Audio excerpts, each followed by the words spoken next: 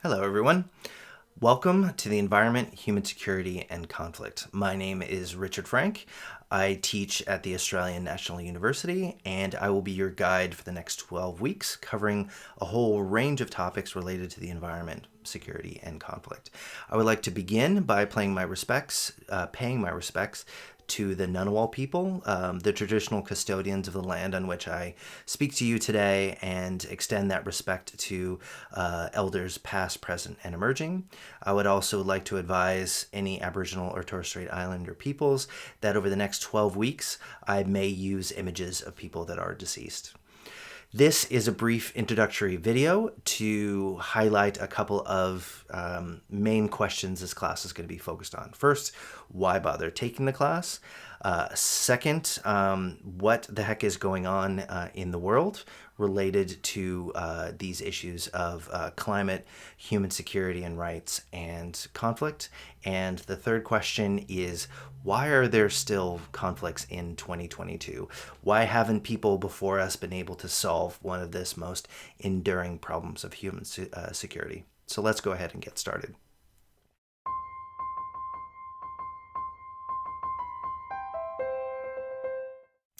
The first question, why take the class? I think the short answer would be that it covers a lot of the most important and enduring challenges that we as humans face in the world today, and it connects to a whole bunch of different issues that I know a lot of people taking undergraduate classes are interested in. This class takes a uniquely political science perspective, but it does touch on a wide variety of other different topics, but we're focusing on the political side of it.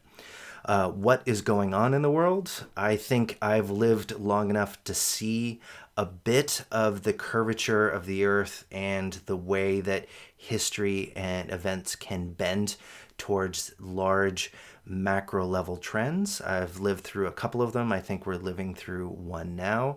And I think we in this class are going to develop a systematic way of understanding what's going on in the world and to try to make concrete links between a couple of often disparate topics in academia that are focused on separately related to the environment, ecology, climate change, human security, and human rights, what people need to survive and to feel like they have a role in the world, and why do people use violence against each other. So in this way, we'll provide a systematic structure to be able to understand what's going on in the world, the headlines that we see, as well as the macro level trends over the last couple of decades, and provide a systematic structure to be able to understand it. And students will be able to do their own research on one specific area that's of particular interest to them. And the third question is, I think, one of the main motivating questions for me in my studies on a day-to-day basis. Why is there still violent conflict in 2022? Before the end of the Cold War, everyone lived in this fear of existential international conflict that could extinguish all life on Earth.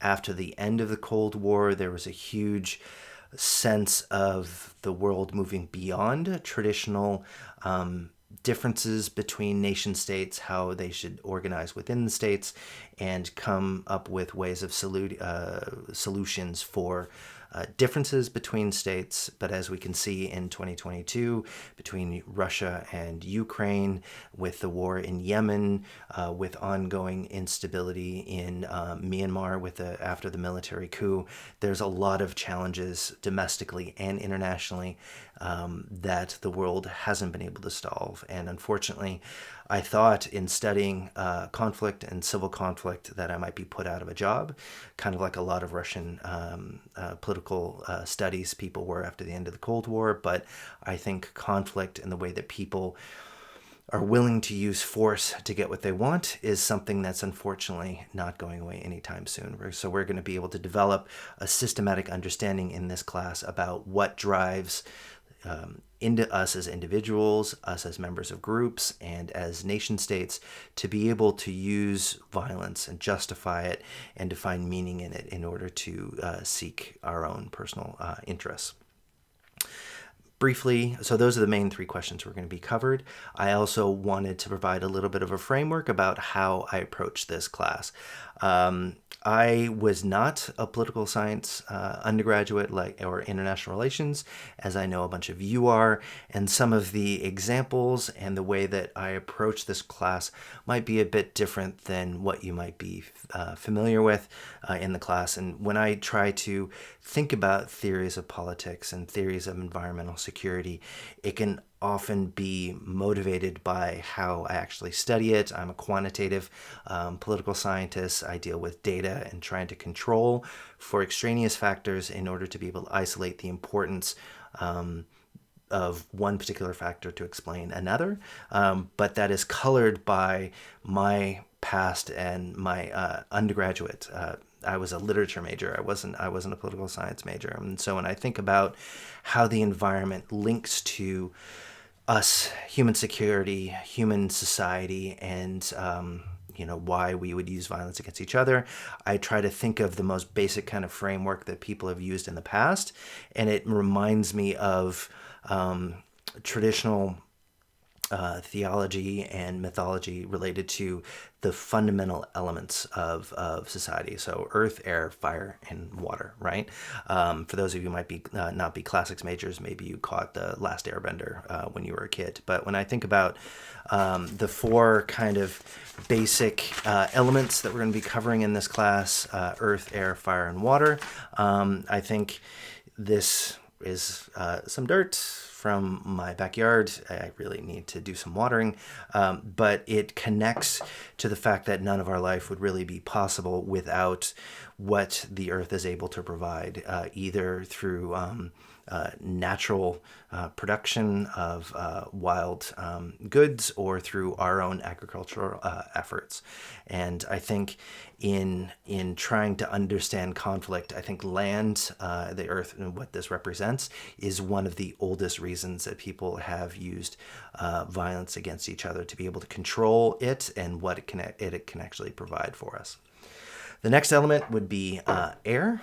Trying to think of ways to be able to visualize this. This is one way that I came up with. This is objectively the cleanest air in the world, or it was when it was initially put in this bottle. I don't think that much of it has leaked, but you can't really tell. In 1996, in the U.S.'s South Pole Station at the South Pole, people there go upwind of the station, in which there's a completely isolated system of air currents that goes around the pole, cleanest air in the world, put it in a bottle, put on the cap, and then you have that little see if we can focus on that. Yeah, this memento for being there. I was working there for a year. I was just about to leave the South Pole to work on another base on the coast, McMurdo, and I took this with me, and magically this hasn't broken so far. Touch wood. But I think air, how much we might take it for granted, as well as how we use it or abuse it. And I think also with air, one of the main successes in international cooperation is related to the cleaning of the air over the Antarctic continent, actually, with the CFC regulations back in the 1980s. And so air is one of those resources that you don't really take for granted until you don't have the clean air. I grew up in Los Angeles, which back in the day had a lot more smog than it does today. But clean air is one of those fundamental elements for human security, as well as an area that it doesn't stay separate over different countries. So if you pollute in one area, it might spread to another country, which could lead to potential conflict, as well as the water that comes from the air. But before we get to water, fire, I don't smoke, but I have a Zippo from my grandfather who did. And I think here fire represents one of those elements that people were really drawn to in this class. I know a lot of students are interested in natural disasters, how natural disasters can be linked to conflict. So it can both create and destroy. Fire, as we can see in Australia, when tamed, can be useful to clear brush. I grew up in California. The wildfires there have been pretty epic in the last couple of years. I also lived through the fire season here of 2020. So it is one of those fundamental elements that are both necessary for us to be able to cook things. I like to cook, and I use fire a lot. But then also it can destroy as well. So it's one of those elements that we're going to be touching on in a number of different weeks. Natural disasters will be discussed in more detail in week 10, air in week 12 with that international cooperation that I was talking about. And then the last, speaking of which, is water. This is a prop. I don't normally buy bottled water, but it is one of those modern trends that I have lived through over the last couple decades, in which everyone moved from just drinking tap water to pushing towards bottled water, and now with bringing our own reusable water bottles. In Los Angeles, we used to have Sparkletts water delivered to our school. A local brand there. Canberra has excellent water, tap water, but still bottled water and the plastic that it generates has caused a lot of environmental issues that some of you might have covered in some of your environmental classes. I think water is something that sustains us. It links to the earth part in order to be able to generate a lot of the agriculture we're going to be touching on in the semester. And this bottle of Fiji water that didn't come as far here as it did in Los Angeles, the local water was quickly taken over by more exotic water, Evian from Switzerland or France, Fiji water from halfway around the world, over 8,000 kilometers away from Los Angeles. Here it didn't have quite as far to go, but it's one of those Veblen goods that people seem to draw benefit from if you can afford or be able to have it in front of other people, Voss or Evian or Fiji, whatever. It is one of those goods that people trade and creates a lot of environmental costs to be able to bring those around the world. So water is an incredibly important issue. We're going to be touching on water in week 7 of the class. So yeah, this class is going to be covering the different intersections of these elements, earth, air, fire, and water, as well as the different elements that go into motivating conflict, including different representatives of those 4 fundamental elements. So a lot to cover, covering it from a unique perspective. I think in those 3 main questions that we're going to be covering this semester, we will be able to have fun. The goal in this class is to be able to have a high-level theoretical discussion about what people want, how what they want might intersect with what other people want, and how that could lead to conflict. What are the challenges that your generation is going to face going forward related to these elements and to these security challenges, and how in the future we might be able to best develop solutions, like we're going to cover in week 11 and week 12, to the challenges of cooperating when you have incompatible goals. So it's a lot to cover, but we're focusing on it from a political lens, and I don't think there's a class that I've taught in 15 years that is as topical and important and hopefully fun for the students in the class. So let's go ahead and get started.